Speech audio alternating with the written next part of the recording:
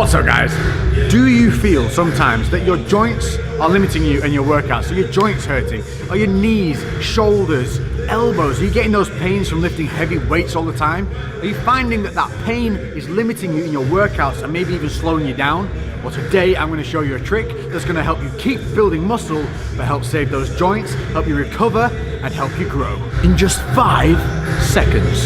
So what is this mystical training method that I'm talking about? It is known as time under tension training. This is going to involve eccentric loading, concentric loading, and isometric holds. But what it's not going to involve is you smashing your joints to pieces. This is not going to require heavy loads. It's going to require you to have a good mind to muscle connection, which is something we always want to build. And today I'm going to show you one exercise for every body part that you can put into your training routine to help you develop that muscle, but also give your joints that little bit of respite that they might need. You can put this into your normal routine, and obviously as you get better at this, maybe put 2 exercises into each routine, but for starting out, just one will do the job. Let's crack on.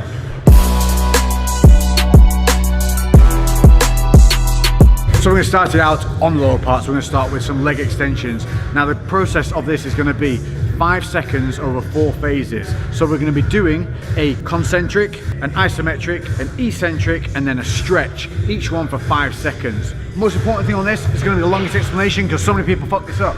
You want the pivot point in line with your knees. You want the back of your knees on the pad. If your knees are not on this pad and they're further forward and there's a gap here, you're going to put stress on the knees and bust them up. Bad times. Handles are here for a reason. Grip and pull on the handles as you drive. That's going to keep your hips down. How many people do you see doing this stuff? That's because they're not thinking about their body. They're thinking about moving weight from A to B. This method is going to make you think about mind to muscle, and it's going to make you think about contractions and help you connect and also find bad habits that you've got and help you fix them. So find a weight that you can do around 20 reps on. We're going to be doing 8 reps of the slow holds. Then we're going to finish with 12 normal reps. The 5-second phases, easy. We're going to come up for 5-second count. Feet parallel. 2, 3, 4, 5. At the top, point the toes. Squeeze the quads. Hold for 5, 4, 3, 2, 1. Bring the toes in. Start lowering down over 5, 4, 3, 2, 1. As it comes towards the base, don't let the stack touch. And hold that stretch there. Hold that load.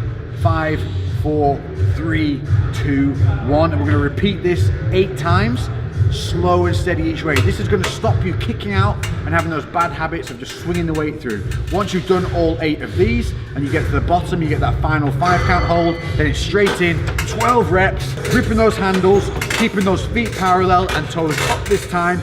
If you want to, you can point the toes, but a little less control. You're getting those 12 reps, and you're going to really feel that burn, that blood right in the muscle. Once you hit that 12, down, rest. You're going to do 3 to 5 sets of this, and I promise you, you will feel nothing like it. You will have no joint pain, but maximum muscle activation. Next up, arms.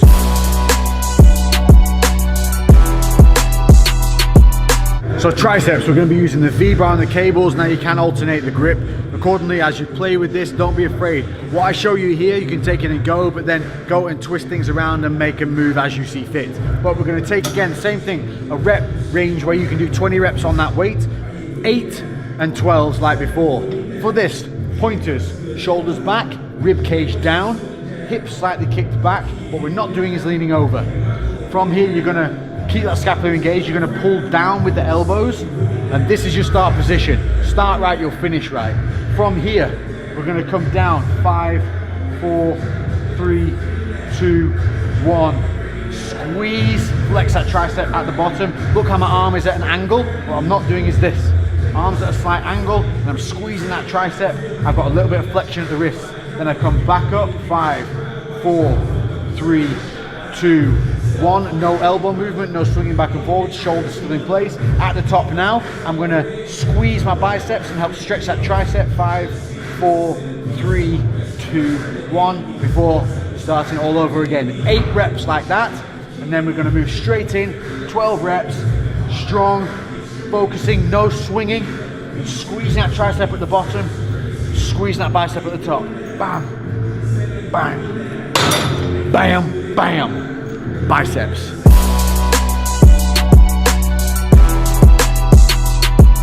Bicep curls with the straight bar on the cables. Now we're doing it on the cables because it can offer constant tension if you put a little bit of a body lean on. But you can do this with dumbbells, you just got to be super controlled and not get lazy.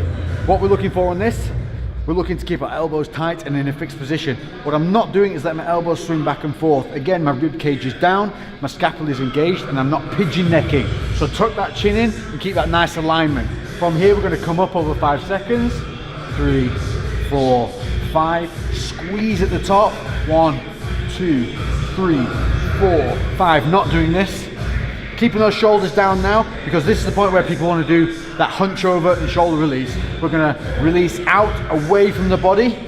5, 4. Now the biceps under tension. 3, 2, 1. Get to that bottom. Keep an angle on the arm now. That's going to keep tension on the bicep. 5 seconds. 4, 3, 2, 1 before returning. Nice and slow. And look at the tension on the muscle. Veins popping. This is not heavy weight. If I was to just rep this all day, if you do it this way, you're creating overload with light weight. And like I said, once you've done those 8 reps, back in with those 12, keeping that form, no swinging, not letting the elbows kick back, elbows fixed, shoulders back, chest up, rib cage down, chin in, boom. Big biceps, 5 seconds.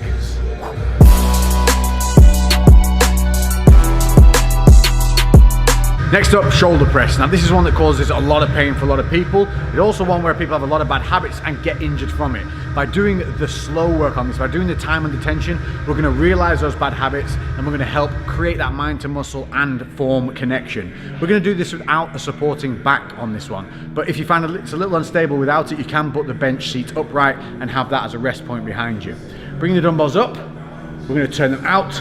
This is our start point. I want my rib cage down. I'm going to make sure my feet are planted, and from here I'm going to tilt the dumbbell heads in. Real little tilt, bing. This is going to keep it all focused on that shoulder. I'm going to come up over 5 seconds. 3, 2, 1. This is working my core and everything now. At the top, what I'm not doing, banging and touching. Coming up, straight arms, shoulders down, not hitching. Then coming back down the exact same way we went up, over 5 seconds. 2, 1. Get to that base. Keep that load point, don't let it touch the shoulders. Hold for 5, and then repeat. Obviously, once we get 8 reps in from these, then we're going to try and maintain that postural strength, rib cage down, keep it controlled, and rep 12 reps to the death, to the pump. And tell me, after doing that, give it one go, and tell me that doesn't feel as good as those heavy ass shoulder presses you ground through, gritted your teeth on, and ended up tearing up some fucking tendons.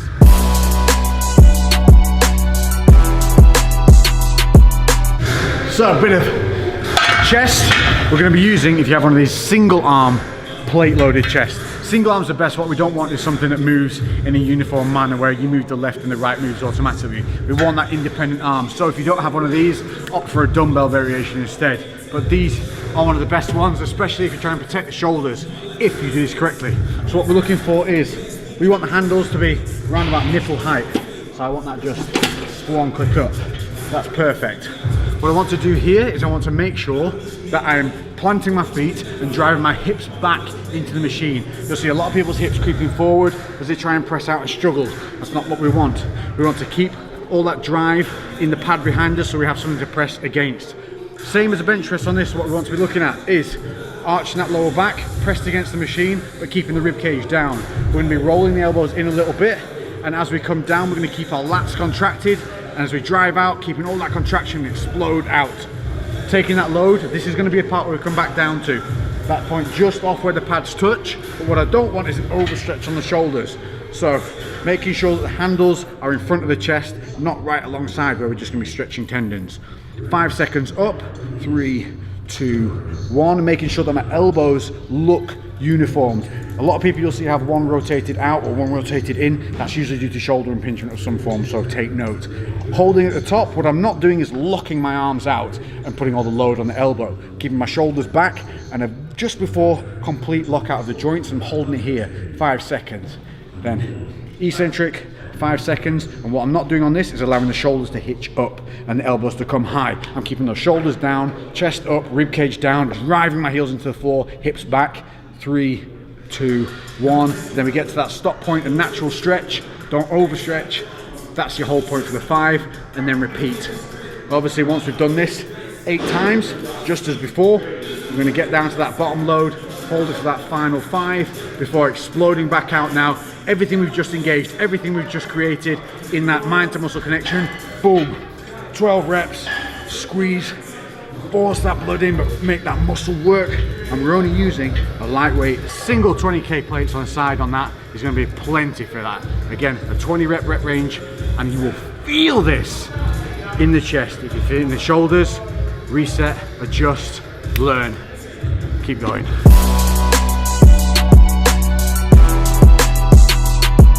Back, and for this one we're going to be using the lat pull down. I love this machine, but it is one that people often have a big disconnect in their shoulder areas. They also don't have a lot of control with their rib cage and midsection. This is going to help fix all of that, plus keep a healthy scapula, because your scapula are going to be crucial here in controlling the shoulders. What we're looking for is not an overly wide grip.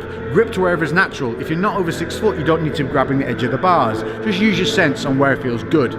We're going to grip just past the bend anyway. We're going to sit and make sure our knees are pinned underneath this pad. Your feet should be solid to the floor with a right angle up into the pad, and you shouldn't be able to move your legs underneath that pad. That's important because we're going to drive against it. From here, we're going to set shoulders back and down, rib cage down, chest up. It's going to feel weird and a little bit tight, but it's perfect. From here, we're going to pull from the elbows. The movement starts here, not at the hands. We're going to pull down from the elbows, 5 seconds. Get to that squeeze point is here, not here. Don't try and come overly low. Just to the top of the chest or wherever it feels natural for a squeeze. Drive your elbows and almost like you're trying to pin your lats under your armpit. Squeeze and don't let that rib cage pop up. Then release, 5, 4, 3, 2, 1. Keeping the shoulders down, and then hold 5 seconds at the top. Then it's just 8 reps of that repetition. 5 down, a 5 hold. Making sure the shoulders aren't rounding forward, chest up, rib cage down, pull it as close to the face as possible. 5 on that way back up, and then we're gonna rep those 12 reps again. But what we're not gonna do is start fucking swinging. No aping around. What we want, keep that chest nice and high, put the rib cage down, arching the lower back, and we're gonna pull through clean and rep. Thinking about those contraction points, and thinking about that controlled release. 12 reps, really feel that stretch, and you will feel that from here all the way down. If you're feeling it in your shoulders or anywhere else, you need to readjust that control of the shoulders, keep those scapula engaged. This is a fantastic movement, and it looks great when the camera's behind you, not in front of you. Sorry, mate. So Lex wanted a back shot, so there's the back shot.